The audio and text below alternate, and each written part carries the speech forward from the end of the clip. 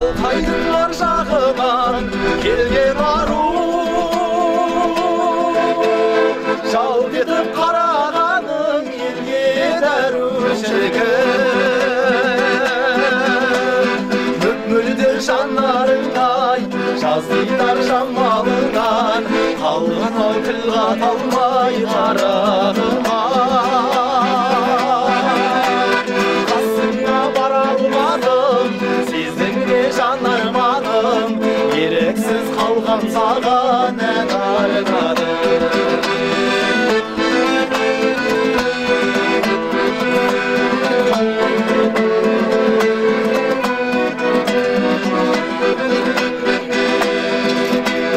нұр жауып тұрған